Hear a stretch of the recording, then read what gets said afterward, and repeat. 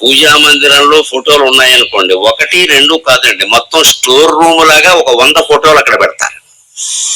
అందరికి అది అలవాటు, ఒక 100 ఫోటోలు, దొరికిన ప్రతి ఫోటో అక్కడే. మనకి సెంటిమెంట్ ఏంటంటే ఫోటో వేరే బెడ్రూమ్ లో ఉండకూడదు, బాత్రూమ్ లో ఉండకూడదు, అంటే దేవుణ్ణి ఎక్కడ ఉండాలో ఎక్కడ ఉండకూడదో మనం నిర్ణయం చేసేస్తాం.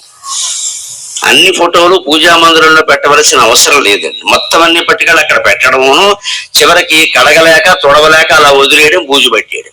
ఇప్పుడు పూజా మందిరం అయిందా, బూజు మందిరం అయిందా?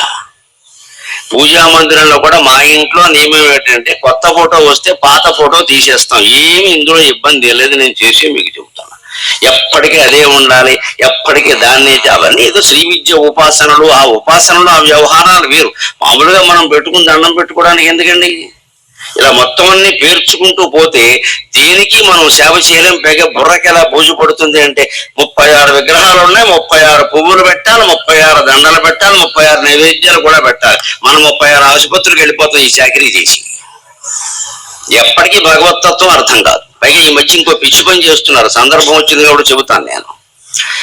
పూజా మందిరంలో తీసిన ఫోటోలు పట్టుకెళ్ళి నదుల్లో బారేస్తున్నారండి. నేను పత్రికల్లో చదివిన వార్త. ఎంత దుర్మార్గం! ఫోటోలు, ఎందుకంటే దేవుడు ఫోటో ఎక్కడా పాడేయకూడదు, ఎందుకంటే నదిలో బారేస్తావా? నది లోకుగా ఉందా? నది అంటే ప్రతి చెత్త పట్టుకెళ్ళి అందులో పారేయడానిక?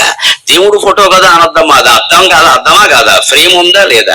ఆ అద్దం పగిలిపోతుందా లేదా? లోపల చేపలు ఎలా తింటాయండి? చేపలు పైనుంచి అద్దాలు ఎలా పడుతూ ఉంటే ఆ ఫోటో ఫ్రేమ్ కారణంగా రంగురంగులుగా కనపడుతూ ఉంటే అదేదో జీవ జంతువులు అనుకుని పట్టుకుంటాయి కదా. మరి ఆ చేపలను చచ్చిపోతే ఎవరిదండి ఆ పాపం? ఆ జీవుల్ని మనం చూడక్కర్లేదా? నదుల్లో ఇసుక ఉంటుంది, కింద మట్టి ఉంటుంది, అందుకని మనం ఫోటోలు అడ్డమైన గడ్డి పట్టుకెళ్ళి నదుల్లో పారేయడం ఏంటండి? జరుగుతున్నాయి ప్రత్యేకంగా. మమ్మల్ని అడిగే సందేహాలు ఇవే, ఫోటో నదిలో పారేయచ్చు, అసలు పారేయమని ఒకటి చెప్పండి కదా. పూజా మందిరంలో ఫోటోలు అధికమైనాయండి. ఒక ఫోటో వచ్చింది, ఇంకో ఫోటో తీశారు, తుడిసి ఓ మూల పెట్టండి, ఎవరికైనా ఇవ్వండి. దానిలో అది కూడా లేని వాళ్ళు ఉన్నారు కదా, ఇవ్వండి హాయిగా. మా ఇంట్లో ఇన్నాళ్ళు పూజ చేసాం, మీ ఇంట్లో పెట్టుకోమని చెప్పండి, పెట్టుకుంటారు. వారు తిరస్కరిస్తే ఇంకోరికి ఇవ్వండి. ఎవరు వద్దని చెప్పారనుకోండి, కట్టకట్టి మీ ఇంట్లోనే ఓ పక్కన పెట్టండి. నష్టమా? తర్వాత తరాల వాళ్ళు చూసుకుంటారు. లేదు, పాత ఫోటోలు తీసుకున్న వాడికి ఇచ్చేసేయండి, ఫ్రేమ్ తీసేసి వాడుకుంటాడు. కొంపనే వంటుకుపోవండి. అవేం కాశీలో శివలింగాలు కావు, అంత బిల్డప్ ఇవ్వక్కర్లేదు వాటికి. మనకి ప్రతిదానికి ఇంత బిల్డప్ ఇచ్చేస్తాం, జీవితంలో మాత్రం నీతి అక్కర్లేదు మనకి. శుభ్రంగా మింగేస్తాం, 100 కోట్లు మింగేస్తాం, అనుమానం ఎలా. ఎవడాస్తేనే కనిపిస్తే ఆక్రమించేయడమే. పూజా మందిరం దగ్గర మాత్రం అన్ని శంకలు వచ్చేస్తాయి. ఇక్కడ ఈ వంకర పనులు బయట చేయకుండా ఉంటే నువ్వు పూజ ఎలా చేసినా పర్వాలేదు. నేను మొదటి నుంచి మొత్తుకునేది అదే. నాకు పద్మశ్రీ కూడా ఇందుకే ఇచ్చారు, జ్ఞానాన్ని పంచిపెట్టినందుకే. అజ్ఞానపు నమ్మకాలన్నీ ఖండించి జ్ఞానాన్ని పంచిపెట్టినందుకు ఇచ్చారు. కేంద్రం వాళ్ళకు కూడా కావలసింది అదే, పిచ్చి భక్తి కాదు. దేవుడి విగ్రహం మీరు బంగారు విగ్రహం పెట్టండి, కాశీ నుంచి శివలింగం తండి, తిరుపతి నుంచి విగ్రహం తండి, అది కేవలం స్ఫూర్తి మాత్రమే. దయచేసి గ్రహింతురుగాక. ఎవరు నమ్మినా నమ్మకపోయినా ఇది పరమ సత్యం. మహిమలు విగ్రహాల్లో ఉండవు, మన మనస్సులో ఉంటాయి. నువ్వు భక్తితో ప్రార్థిస్తే రాయి కూడా రాముడవుతుంది. నువ్వు భక్తితో ప్రార్థిస్తే రాయి కూడా రాముడు అవుతుంది. నీ దగ్గర భక్తి లేనప్పుడు రాముడు కూడా రాయే. ఏం ఉపయోగం లేదు ఇక్కడ. ఇప్పుడు నీ మీద ఆధారపడి ఉంది మహిమ, దేవుడి మీద కాదు. మన మీద మనకి నమ్మకం లేక వేటి మీదో నమ్మకం ఉంటుంది మనకి ఎంతసేపు. ఆయన ఎవడో వచ్చేస్తే, ఈయన ఎవడో చదివేస్తే, ఆ విగ్రహం ఏదో పెట్టేస్తే మనకి ఏదో అయిపోతుంది. ఏం అవుతుంది ఇక్కడ? నువ్వు ఏదైనా చేస్తేనే అవుతుంది, నీ ప్రవృత్తి మారితేనే అవుతుంది, నువ్వేమిటో నువ్వు ఆలోచించుకుంటేనే అవుతుంది. నిరంతరం వీలైనంతసేపు నిద్ర గాఢంగా పట్టే వరకు నీ మనస్సులోకి నువ్వు దూరి నేనేం చేస్తున్నా, ఏం మాట్లాడుతున్నా, ఏం ఆలోచిస్తున్నా అంటేనే అవుతుంది. మనోవాక్ కాయకర్మ. నా ఆలోచన ఎలా ఉంది, నా మాట ఎలా ఉంది, నా పని ఎలా ఉంది, వీటినే త్రికరణములు అంటారు. ఈ 3 ఆలోచనలు సరి చేసుకోకుండా జరిగేది ఏమీ లేదండి. ఎన్ని గుళ్ళు కట్టించినా ఒకటే, ఎంతమంది దండాలు పెట్టుకున్నా ఒకటే, ఎన్నిసార్లు మీరు తిరుపతి వెళ్ళినా ఒకటే. నేను నెల పెడతానండి, వారం పెడతానండి. వెంకటేశ్వరం కూడా విసుగొస్తుంది, వెళ్ళకండి. ఏంటి వెళ్ళమని మన మొహం చూడటం ఆయనకి ఇష్టం లేదండి. అధోముఖం వేసుకుని ఆయన చూపించారేట అక్కడ. మనం సత్యం మాట్లాడామా? ధర్మానికి కట్టుబడి ఉన్నామా? కనీసం కట్టుకున్న ఇల్లానికి కట్టుబడి ఉన్నాం. వేరే ఎటు చూడలేదని ఎవడన్నా చెప్పగలవా అండి? బిడ్డల మీద ప్రమాణం చేసి 99% తేలిపోతారు. ఇక్కడ అనుమానం లేదు ఇక్కడ. కానీ మనం మాత్రం తిరుపతి గోవిందా, ఆయన కూడా మంటెత్తి పడుతుంటుంది. అధోముఖం వేసుకొచ్చేవి ఇక్కడ. కానీ నీతి లేదు, జాతి లేదు, అధవ ఇక్కడికి వచ్చేవి ఇక్కడికి. భగవంతుడు ధర్మానికి సత్యానికి కట్టుబడతాడు తప్ప నువ్వు ఇచ్చే కానుకలకి ఎప్పుడు కట్టుబడడు మిత్రమా. గ్రహింతువుగాక. కోట్ల రూపాయలు ఇచ్చిన ఆయనకు అనవసరం.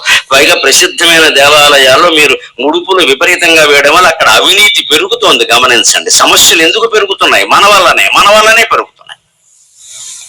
ఈ పక్కనే జంగారెడ్డిగూడెంలో ఉంటుంది, బొట్టాయిగూడెంలో ఉంటుంది, వేరే గూడెంలో ఉంటుంది. వెంకటేశ్వరం సరిపోదాను తిరుపతి ఎందుకు వెళ్ళడం పరిగెట్టుకుని? రోజుకు 2 లక్షల మంది వస్తే ఎవరు చేస్తారండి ఏర్పాటు?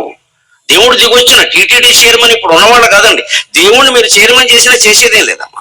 దేవుడే చైర్మన్ అయితే వెంటనే ఏం చేస్తారంటే గోవిందా అని అక్కడి నుంచి మాయమైపోతారు, గొడవ లేకుండా. మళ్ళీ కనపడ్డాయి. ఇంక రాడుగా ఇవ్వడము.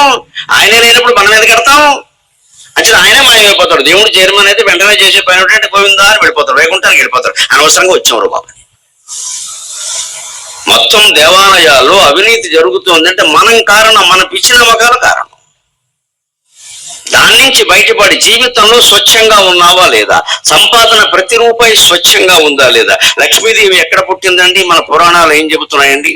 లక్ష్మీం క్షీర సముద్ర రాజతనయాం శ్రీరంగధామేశ్వరీం దాసీభూత సమస్త లోక విభవ బ్రహ్మేంద్ర గంగాధరాం త్వాం త్రైలోక్య కుటుంబినీం.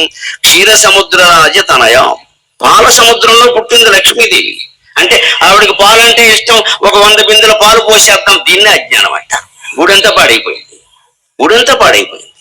ఓ పక్క మన పక్కనే సాంఘిక సంక్షేమ హాస్టల్లో పిల్లలు పాలు లేక ఏడుస్తున్నారు. అవన్నీ ప్రభుత్వం చూసుకోవాలి, మనకెందుకు? మరి ఇది ఎవరు చూస్తారు?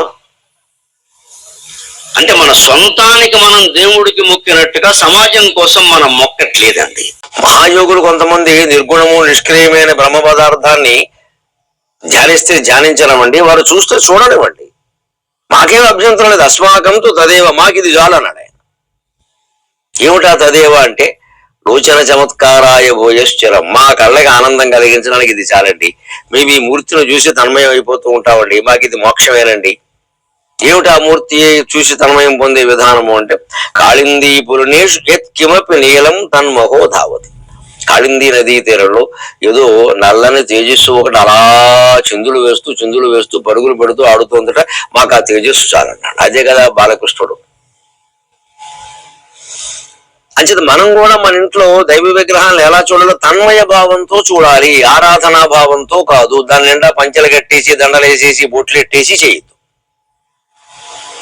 అసలు దేవుడు ఫోటోకు బొట్లు పెట్టా కూడా దాని రూపాన్ని మనం జడగొట్టినట్టే లెక్క. దాని అసలు రూపం మారిపోయింది. మీరు బొట్లెట్టిన ఫోటో మీరు చూసుకోండి. లలితాదేవికి ఒంటి నిండా బొట్లు పెడితే ఆవిడ ఏమిటో అర్థం కాదు. శంకరాచార్యకి దక్షిణామూర్తి కూడా పెట్టేస్తున్నారు. ఆశ్చర్యపోతున్నాను నేను చూసి, శంకరాచార్యకి బొట్లు ఏమిటి? ఆయన సన్యాసి. అసలు ఒక సన్యాస భావం, మూర్తి మించిన సన్యాసం త్యాగం ఎలా ఉంటుందో అంటే ఓ కంచి పరమాచార్య విగ్రహాన్ని, ఒక భారతీ తీర్థస్వామి విగ్రహాన్ని, ఒక శంకరాచార్య విగ్రహాన్ని, ఓ రమణ మహర్షి ఫోటోను చూస్తే తెలిసిపోతుంది ఆ మూర్తి భవించిన సన్యాసం అంటే ఇది.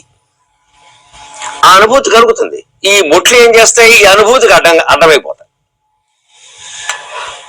ఎందుకంటే మనం చూస్తున్నది రూపం లేకపోతే వేరే విషయం. మనం చూస్తున్నది రూపాన్ని, ఆ రూపాన్ని మనం ఏం చేసాం? మార్చేసాం. బొట్లు వేయడం ద్వారా, బట్టలు కట్టడం ద్వారా, దండలు వేయడం ద్వారా మార్చేసాం. మన అమాయకత్వం ఎలా ఉంటుంది అంటే దానికి ఏదో చేస్తే మనకి ఏదో వస్తుందనే భ్రమలో ఉంటాం. అసలు ఏదో రావాలనే భ్రమ వదిలేస్తే ఏమీ చేయం, చూస్తూనే ఉంటాం. చూడటమే దర్శనం. ఈ భక్తి మార్గంలో ఉన్నటువంటి వారు మధుసూదన సరస్వతి అయినా, కృష్ణ కర్ణామృతం రచించినటువంటి లీలాశుకులైనా ఎందుకు ఇంత తన్మయ భావంతో విగ్రహారాధన గురించి పేర్కొన్నారు అంటే వారు ఏ కోరికలు కోరలేదు, ప్రత్యేకించి విగ్రహాలకు ఏ అలంకారాలు చేయలేదు. అలా చూడటమే భక్తిగా భావించారు. అదే జ్ఞానం. అంచేత సత్యానంద స్వరూపాన్ని మనం విగ్రహం ద్వారా కూడా పొందొచ్చు. ఈ తన్మయ భావంలో ఉన్నవాడిని పరిగెట్టుకుని అజ్ఞానంతో ఉన్నావు ఆ విగ్రహం వదిలేయమని చెప్పక్కర్లేదు. విగ్రహం వదిలేస్తే వాడు మొత్తం ధర్మమే వదిలేస్తాడు. అసలు కొంతమంది అయితే అది బాగా మనసుకు పట్టేసిన వాళ్ళు జీవితమే వదిలేస్తారు. త్యాగరాజస్వామి అంతటి మహాయోగి మహాజ్ఞాని తన పూజా మందిరంలో ఉండే విగ్రహాలు కనపడకపోతే ఎంత చెలించిపోయాడండి మనిషి, ఎంత చెలించిపోయాడు. జ్ఞాని కాదా ఆయన? యోగి కాదా ఆయన? కీర్తనలో ఏ ఒక్క కీర్తన చూసినా అంతకంటే అద్వైత సిద్ధి ఉందా అనిపిస్తుంది. మరి ఆయన పూజా మందిరంలో కనిపించకపోతే అంత కంగారు పడటం ఎందుకండి? ఏమైంది? పూజా మందిరంలో మాత్రమే దేవుడు ఉన్నాడా? అంతా రామమయం అని రాసింది ఆయన కాదా? అంతలో రాముడిని దర్శించిన వాడు ఆయన కాదా? ఇతర దేవతా రూపాల మీద కూడా మహత్తరమైన కీర్తనలు ఆయన రాయలేదా త్యాగరాజు? కానీ ఆ దేహానికి, ఆ మనస్సుకి, ఆ బుద్ధికి ఆ రామ పట్టాభిషేక రూపం అంతగా పట్టేసింది. లౌకికమైన ప్రేమలతో పోల్చుకున్నా పర్వాలేదు, ఈ ప్రేమ కంటే అది ప్రయోజనకరం కదా. ఓ కొడుకును, కోడలను, లేకపోతే కూతురును, అల్లును, భార్యను, భర్తను ఈ ధనకనక వస్తు వాహనాల్లో ప్రేమించడం కానీ భగవత్ రూపాన్ని ప్రేమించడం మంచిదే కదా. సా పరమ ప్రేమ రూప భక్తి. ఇది మనల్ని మాయలోకి లాగచ్చు, అది అది మనల్ని మాయలోకి లాగదు.